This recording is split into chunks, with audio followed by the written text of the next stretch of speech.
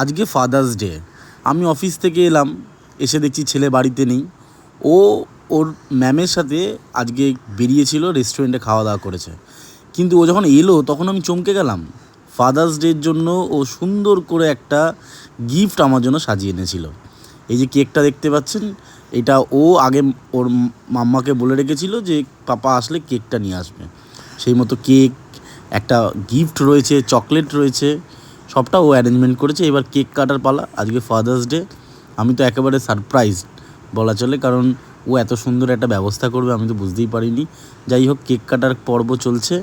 Father's ডেতে ছোট্ট একটা কেক এনেছিল আমার জন্য, আমি খুব খুশি হয়েছি। অফিস থেকে সারাদিনের ক্লান্তির পর এইটুকু যেন বিরাট বড় পাওনা। ওকে একটু কেক খাইয়ে দিলাম, ও আমাকে একটু কেক খাইয়ে দিল। আর এই সমস্ত ভিডিওটা যিনি করছেন তিনি ওর মাম্মা, আমার ওয়াইফ। ছোট্ট একটা ব্লগ ও বললো বানাও। তো যাই হোক, ফাদার্স ডে কেক কাটা হলো, কেক খাওয়া হলো। এবার গিফট যেটা ও দিয়েছে আমাকে সেটা খুলে দেখার পালা।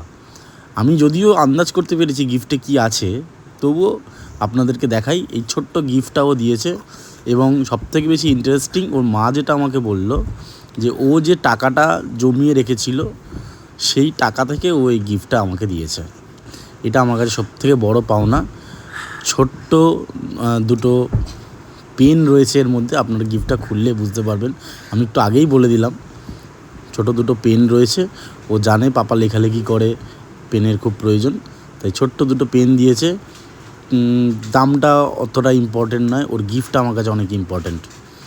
তো এই পেনটা আমি পেলাম। আমাদের এইভাবেই ফাদার্স ডে কাটলো। Thank you.